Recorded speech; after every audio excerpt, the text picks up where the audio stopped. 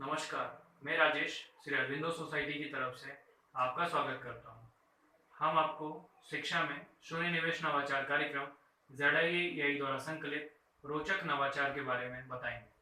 हम इनोवेटिव पाठशाला के अंतर्गत NCERT की हिंदी भाषा कक्षा 2 में हिंदी भाषा पुस्तक रिमझिम में पाठ 8 की एक कविता तितली और कली के थीम आधारित उपस्थिति नवाचार का क्रियान्वयन इस वीडियो में हम करेंगे। ये जो पाठ एक कविता है जिसका नाम है तितली और कली, ये तितली और कली की बातचीत पर आधारित है। ये इस कविता का ये जो सारांश है वह यही है कि तितली और कली में बातचीत हो रही है। तितली कली के पास आती है और कली से बातचीत करती है, जिसमें जो नवाचार है, ये जो नवाचार उपयोग किया जाता है, इसकी जो नवीनता है वो ये है कि इस नवाचार में जो प्रस्तुत जो कविता है उसमें से पढ़ाए गए जो पाठ में से जो शब्द हैं वह थीम आधारित उपस्थिति में उपयोग किए जाते हैं।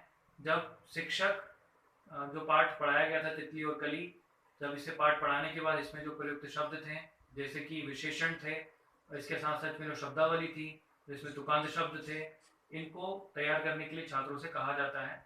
और जब छात्र इसे तैयार कर लेते हैं तो उसके बाद जब उपस्थिति दर्ज होती है तब ये शब्द इस्तेमाल किए जाते हैं।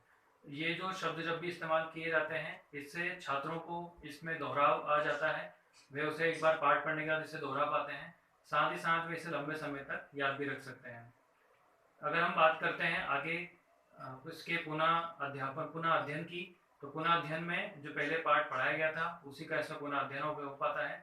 इस नवाचार को जो क्रियान्वयन की अवधि है नवाचार की वो 20 मिनट की है।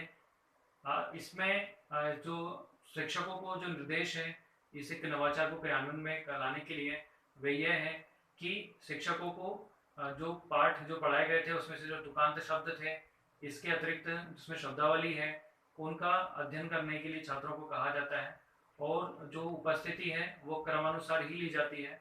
इसी के साथ साथ इसमें जो जब भी उपस्थिति दर्ज की जाती है तो इस बात का ध्यान रखना अत्यंत आवश्यक है कि छात्रों से विनम्रता पूर्वक ही पूछना चाहिए ताकि वे विनम्रता पूर्वक ही उसका उत्तर दे सके। इसी के साथ साथ इसमें जो पूर्व प्रबंधन की हम बात करें तो उसमें पूर्व प्रबंधन की आवश्यकता इस नवाचार के क्रियान्वयन में की आवश्यकता नहीं पड़ती है। अगर हम इसमें आगे बात करें कि इसे किस तरीके से क्रियान्वयन किया जाएगा, तो क्रियान्वयन करने के लिए इसमें इस बात का ध्यान रखना होता है जिसे हम उदाहरण से हम समझ सकते हैं। जैसे कि जब शिक्षक उपस्थिति दर्ज कर रहे होते हैं तब वह अनुक्रमांक कहते हैं। अनुक्रमांक जैसे उन्होंने कहा अनुक्रमांक 1, तो जैसे अनुक्रमांक 1 कहते हैं तो जिसका भी अनुक्रमांक 1 है वह शब्द का इस्तेमाल करता है। अलग अलग शब्द हैं जो जैसे तितली और कली में जो शब्द इस्तेमाल किए जाते हैं वह शब्द हैं तितली, कली, छिटक्कर इत्यादि शब्दों का इस्तेमाल विद्यार्थी करता है और अपनी उपस्थिति दर्ज कराता है। इसके अतिरिक्त हम बात करें इसमें तो जो निष्कर्ष निकलता है, निष्कर्ष ये है कि जो छात्र हैं वह हिंदी भाषा में जो वर्णमाला है उसके जो विभिन्न अक्षर हैं उनका उच्चारण अच्छे भली भांति तरीके से करता है और उसकी ध्वनि से वह अक्षरों को समझ पाता है, शब्दों भी बना पाता है और उन शब्दों का फिर वाक्यों में प्रयोग भी कर पाता है। इसी के साथ साथ हम लाभ और प्रतिफल की बात करें तो जो छात्र हैं उनको इसमें प्रतिफल जो मिलता है वो यह है कि जो पाठ पढ़ाया गया था उसमें छात्रों में आत्मविश्वास और मूल्य जीवन कौशल इत्यादि गुण उनमें विकसित होते हैं।